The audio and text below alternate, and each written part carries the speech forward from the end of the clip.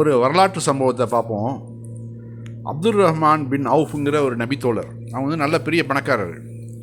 அவர் வந்து நறுமணப் பொருளின் மஞ்சள் கரையுடன் அவர் சொல்கிறாரு, நான் வருவதை பார்த்த நபி அவர்கள், நீ மனமுடித்து விட்டாயா என்று கேட்டார்கள். நான் ஆம் என்றேன். யாரை என்றார்கள்.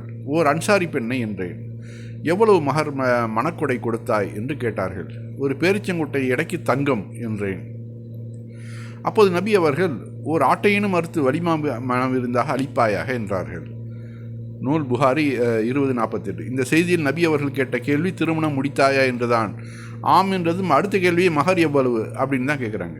இதிலிருந்து ஒரு ஆண் ஒரு பெண்ணை திருமணம் முடிப்பதாக இருப்பின் பெண்ணுக்கு கட்டாய கடமையாக மகரை கொடுத்து விட வேண்டும் என்று தெரிகிறது. அதாவது இதோட விளக்கம், அவர் நபித்தோழர் நபிக்கே சொல்லாமல் திருமணத்தை முடிச்சிருக்காருன்னா பாருங்கள் எவ்வளோ சிம்பிளாக அந்த காலத்துலலாம் திருமணம் முடிஞ்சிருக்குது.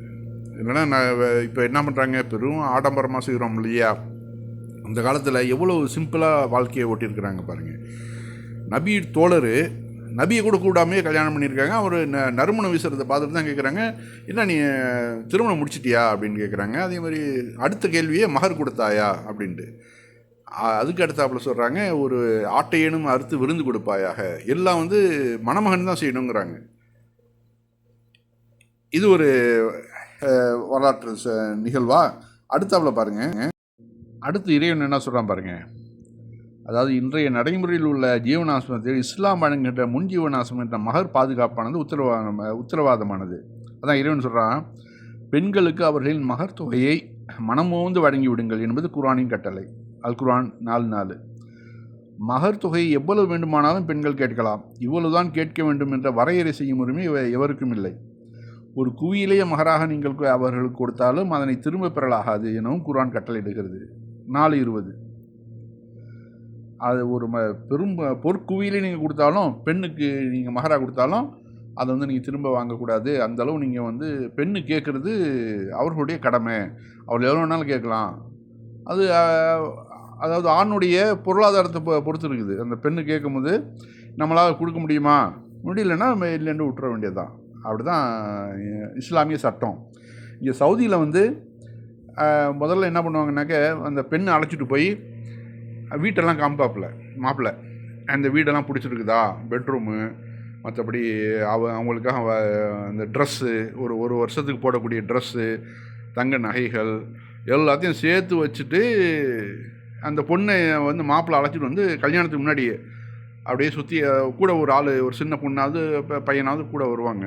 அப்படியே போய் அந்த பெண்ணுக்கு என்னென்ன இதெல்லாம் ஓகேயா, இல்லை பெட்டு எப்படி வைக்கணும், பெட்ரூம் எப்படி செட் பண்ணது சரியா எல்லாம் கேட்பாப்புல. அந்த பெண்ணு பார்த்துட்டு ஓகே இதெல்லாம் ஓகே, சரி நான் எனக்கு திருப்தி தான், நான் உங்களை திருமணம் முடிக்கிறேன் அப்படின்னு சொல்லி அந்த பெண்ணு சொன்னது பிறகு தான் திருமணம் இங்கே சவுதியில் நடக்கும். அதே மாதிரி வலிமா விருந்துன்னு சொல்லிட்டு மணமகன் தான் அந்த விருந்தை கொடுப்பாப்புல. பெண்ணு வீட்டில் கொடுக்க மாட்டாங்க. இது வந்து சவுதியோட நடைமுறை. ஆனால் இங்கே வந்து பாருங்கள், இந்த பெண்ணு வந்து கீழக்கரை பொண்ணு, இவங்க வந்து பேட்டி கொடுக்குறாங்க. எங்க ஊரை பொறுத்த வரைக்கும் ஹஸ்பண்ட்ஸ் தான் வந்து வைஃப் வீட்டுக்கு வருவாங்க. உங்க அம்மா வீட்ல இருக்கீங்களா, அவங்க அம்மா வீட்ல இருக்கீங்களா? எங்க அம்மா வீட்டுல. எதை சொல்றேன், எங்க ஊரோட கல்ச்சர் வந்து அது ஹஸ்பண்ட்ஸ் தான் வந்து வைஃப் வீட்டுக்கு வருவாங்க. ஓகே. எந்த ஊர் அது? கீழக்கரை. நாங்கெல்லாம் அங்க பொண்ணு எடுக்காம போயிட்டோம்னு நினைக்கிறேன். அதனால எங்க வீடுமே வந்து பெண்களுக்கு தான் கொடுப்பாங்க. எங்களுக்கு தந்த வீட்டுல நாங்க ஃபேமிலியோட சந்தோஷமா இருக்கோம். இப்ப ஓகே. நிறைய பேர் இந்த ஷோ பார்த்ததுக்கு அப்புறம் கீழக்கரையில பொண்ணு எடுக்கணும்னு விரும்புவாங்கன்னு நினைக்கிறேன்.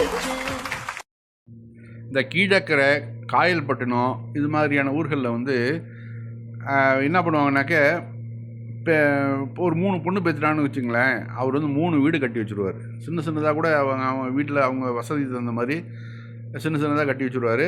அது என்கிட்ட இங்கே வந்து என் கூட ஒருத்தர் அபுல் ஹசன் சொல்லி ஒருத்தர் வேலை செஞ்சார் என் கூட ஸ்டார்டிங்கில் 30 வருஷத்துக்கு முன்னாடி. காயல்பட்டினத்துக்காரர் தான். அவருக்கு வந்து 3 பொம்பளை பிள்ளைங்க.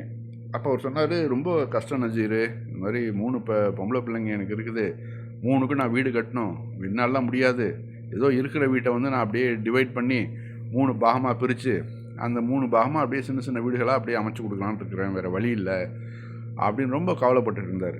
ஆக எவ்வளோ பெரிய இஸ்லாம் எப்படி சொல்லுது, அதோட கட்டளைகள் எப்படி இருக்குது, அதுக்கு மாற்றமாக முஸ்லீம்கள் வந்து சில ஊர்கள் நடக்கிறத பார்த்தா நமக்கு மிகுந்த ஆச்சரியமாக இருக்குது, வருத்தமாகவும் இருக்குது. இது வந்து இந்து மக்களுடைய அந்த கலாச்சாரம் கொஞ்சம் நம்மள்ட்ட தொக்கி இருக்கிறது. அந்த பழைய இந்து மதத்துலேருந்து தானே மதம் மாதிரி தானே வந்தவங்க நம்ம. அப்போ அந்த பழக்க வழக்கங்கள்லாம் கொஞ்சம் அப்படியே தொத்திக்கிட்டுச்சு நம்மள்ட்ட. அவர்களை வரதட்சணை வந்து அவசியம் கொடுத்தே ஆகணும், அது பெண்ணு தான் கொடுத்தாகணுங்கிற அந்த கண்டிஷன்லாம் இருக்குதுங்கள்ல. அதை வந்து அப்படியே இவங்க வந்து அப்படியே காப்பி அடிச்சுக்கிட்டாங்க, வேறு ஒன்றும் இல்லை. ஆனால் இவங்க உண்மையான இஸ்லாம் சொல்கிறது வந்து ஆண் தான் வந்து பெண்ணுக்கு எல்லா வசதிகளும் செஞ்சு கொடுக்கணும், கட்டின துணியோடு தான் பெண்ணு வெளியில் வரணும். இதுதான் நடைமுறை, இஸ்லாமிய நடைமுறை. சவுதி அரபு நாடுகளில் பெரும்பாலும் அதுதான் நடைமுறை. கிட்டத்தட்ட 40 வயசு 50 வயசுலலாம் வந்து கல்யாணம் ஆகாமலாம் ஆண்கள் துணை பேர் இருக்கிறத நம்ம பார்க்குறோம். காரணத்தை கேட்டாக்க, நான் என்ன பண்ணுறது, என்கிட்ட வந்து வருமானம் இல்லை, அந்தளவு வசதி இல்லை. அப்புறம் கவர்மெண்ட் வந்து பணம் கொடுத்து சில ஆண்களுக்கு நீங்கள் வந்து உதவித்தொகைலாம் கொடுத்து நீங்கள் வந்து கல்யாணம் முடித்தது பிறகு கொஞ்சம் கொஞ்சமாக அதை வந்து வட்டி இல்லாத கடன்லாம் கொடுத்து அவர்களுக்கு திருமணத்தை முடிச்சு வைக்கிறதெல்லாம் நம்ம பார்க்குறோம். ஆக இங்கே வந்து பெண்கள் பிறந்துட்டாக்க அவங்க சந்தோஷம்தான். ஆனால் இஸ்லாம் வர்றதுக்கு முன்னாடி இங்கே அரபு நாடுகளில் வந்து பெண்ணு பிறந்துட்டாக்கவே ஓடி போய் ஒளிஞ்சுக்குவானாம் வெக்கப்பட்டுக்கிட்டு.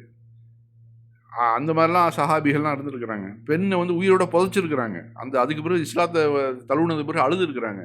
இது மாதிரி காயல்பட்டினம் கீழக்கிற மக்கள்லாம் அந்த வழக்கத்தை விட்டு ஒழிச்சு இஸ்லாம் சொல்லக்கூடிய வழிமுறைக்கு மாறணும். அதுதான் நம்ம விரும்புகிறது.